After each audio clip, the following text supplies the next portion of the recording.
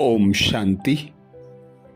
समय की नजदीकता परिवर्तन को दर्शा रही है, हमें देखने में आने लगा है। प्रकृति अपना विकराल रूप दिखाने लगी है और साथ साथ युद्ध भी बढ़ते जा रहे हैं। युद्धों में परमाणु बमों के प्रयोग की संभावनाएं बढ़ती जा रही हैं। तृतीय विश्व युद्ध की संभावना जैसे निकट दिखती है। एक चिंगारी लगेगी और चारों ओर हाहाकार मच जाएगा, क्योंकि सृष्टि का शाश्वत नियम है कि कोई भी चीज हमेशा अपने मूल स्वरूप में नहीं रहती। बदलाव या परिवर्तन प्रकृति का नियम है। जैसे दिन के बाद रात और रात के बाद दिन आना तय है, उसी तरह सृष्टि चक्र में सतयुग के बाद त्रेता युग, द्वापर युग और फिर कलयुग क्रम से आना तय है। चाहे प्रकृति का बिगड़ता संतुलन हो या समाज से विलुप्त होती मानवीय संवेदनाएं और गिरता नैतिक चरित्र, कहीं ना कहीं विश्व परिवर्तन का स्पष्ट इशारा कर रही हैं। समय रहते इसे गंभीरता से समझने की जरूरत है, क्योंकि यह बदलाव ईश्वरीय संविधान का हिस्सा है जो मानव के हित में है। धर्म गिलानी के जो चिन्ह शास्त्रों में बताए गए हैं, वर्तमान में दुनिया की स्थिति उससे भी दयनीय और गंभीर हो गई है। मनुष्य का नैतिक और चारित्रिक रूप से इतना पतन हो चुका है कि ऐसे कार्यों का तो शास्त्रों, वेदों, ग्रंथों तक में उल्लेख नहीं है। प्रकृति भी दे रही है परिवर्तन के संकेत।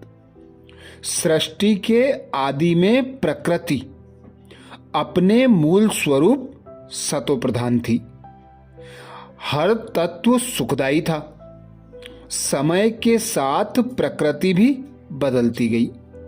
उसके पांचों तत्वों में मानवीय दोहन से विकृत होना शुरू हो गया। आज असमय ही बाढ़, भूकंप, तूफान, आगजनी आम बात हो गई है। ये सभी बातें प्रकृति के बदलाव अर्थात परिवर्तन की ओर संकेत कर रही हैं। संहार के बाद नव सृजन सृष्टि का नियम है। आज स्थिति यह है कि बड़े महानगरों में शुद्ध पेयजल तक का अभाव होने लगा है। शुद्ध ऑक्सीजन की कमी होने लगी है। जंगल और पेड़ों की संख्या दिनों दिन घटती जा रही है। उस अनुपात से पौधारोपण न के बराबर हो रहा है। कार्बन उत्सर्जन से वायु प्रदूषण में भी तेजी से बढ़ोतरी हो रही है। उर्वरकों के प्रयोग से मिट्टी की उर्वरा शक्ति भी घट रही है। धरती का तापमान तेजी से बढ़ रहा है। वर्षा ऋतु कम हो रही है या असमय 12 महीने कभी भी बारिश हो जाती है। सारी चीजें अति की ओर बढ़ रही हैं और अति के बाद अंत जरूर होता है। परमाणु बम बनाम विश्व शांति। साइंस ने जहां जीवन को आसान बना दिया है, वहीं परमाणु बम, मिसाइल, रॉकेट की खोज ने दुनिया को मौत के मुहाने पर खड़ा कर दिया है। एक तरफ तमाम देश परमाणु शक्ति बढ़ाने में लगे हैं और दूसरी ओर विश्व शांति की बात कर रहे हैं। एक साथ दोनों कैसे संभव है? ऐसे में विश्व शांति की राह ही एकमात्र उपाय है। विश्व शांति के लिए प्रत्येक व्यक्ति को अपने अंदर शांति के गुण को धारण करना होगा। अभी देखते हैं मानवीय मूल्यों का पतन हो गया है, पुनर्स्थापना की तैयारी चल रही है। व्यक्ति के कर्म इतने निम्न स्तर पर पहुंच गए हैं जिनकी कभी कल्पना भी नहीं की होगी। धर्म शास्त्रों में धर्म ग्लानि के जो चिन्ह बताए गए हैं उससे भी निम्न दर्जे की घटनाएं सामने आ रही हैं, जिसने हमारे मानव होने पर प्रश्न चिन्ह लगा दिया है। सृष्टि के विनाश और नवयुग के सृजन का ये वही संधि काल, संगम युग चल रहा है। आज मानव इतिहास पुनः एक महत्वपूर्ण मोड़ पर आ पहुंचा है, जहां एक ओर मानव उत्थान की अनंत संभावनाएं हैं तो दूसरी ओर उसके समूल विनाश की भी पूरी तैयारी है।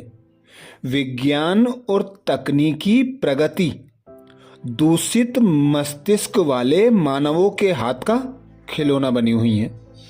उसने मानव जाति को ऐसे बारूद के ढेर पर ला खड़ा किया है जिसमें किसी भी समय विस्फोट आ सकता है।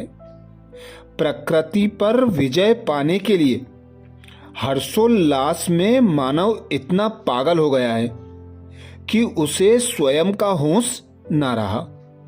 अपने मूल स्वभाव शांति, प्रेम, आनंद व आत्मज्ञान से उसका संपर्क बिल्कुल टूट चुका है। सर्व भौतिक साधनों के होते भी मानसिक तनाव बढ़ता जा रहा है और नींद के लिए गोलियां लेनी पड़ रही हैं। वायु प्रदूषण, जल प्रदूषण व ध्वनि प्रदूषण से मनुष्य परेशान अवश्य है, परंतु वह इन प्रदूषणों को रोकने में असमर्थ है, क्योंकि इन सब के पीछे जो मानव मस्तिष्क का प्रदूषण है वह बंद नहीं हो रहा है। मानव समस्याएं दिनों दिन बढ़ती जा रही हैं। अंतर्राष्ट्रीय क्षेत्र में जहां राष्ट्रों के बीच तनाव बना हुआ है, वहां प्रत्येक राष्ट्र के अंदर भी शासक और शासित के संबंध ठीक नहीं है। अनुशासन का हर क्षेत्र में सर्वथा अभाव है।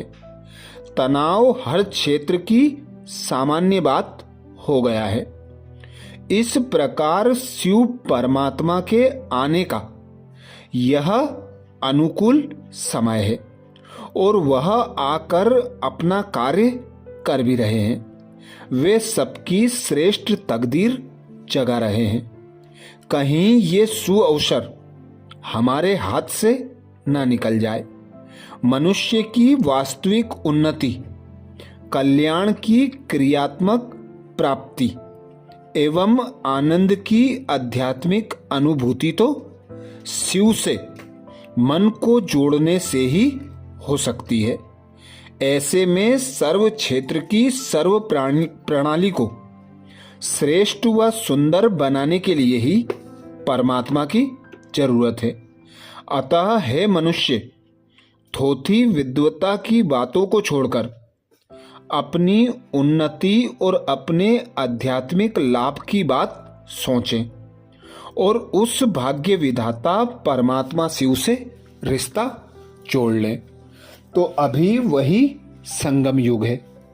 गीता में भी लिखा है, जब जब धर्म की ग्लानि होती है तब तब मैं इस धरा पर आकर अधर्मों का विनाश कर एक धर्म की स्थापना करता हूं। तो अभी स्वतः दिखाई देता है कि चारों ओर अधर्म छाया हुआ है। विनाश ज्वाला कब भड़क जाए इसका कोई उत्तर नहीं दे सकता। एक चिंगारी लगने की देर है। चारों ओर हाहाकार मचने वाला है। तो यही शिव पिता परमात्मा की श्रेष्ठ श्रीमत है कि चारों ओर से, देह के संबंधों से, इस दुनिया के सुख सुविधा के साधनों से अपने मन को हटा लो, बुद्धि को हटा लो। एक पिता परमात्मा शिव पर मन बुद्धि को एकाग्र कर लो। गीता में भी लिखा है मन मना भाव, अर्थात अपने मन को मुझसे लगा लो। हर संबंध मुझ एक बाप से अनुभव करो और हर प्राप्तियां मुझ एक बाप से करो। अपना तन मन धन, समय, संकल्प, श्वास सब कुछ मुझ पर न्यौछावर कर दो और अब मैं जो श्रीमत देता हूं उस श्रीमत पर चलकर अपना श्रेष्ठ भाग्य बनाओ। अच्छा, ओम शांति।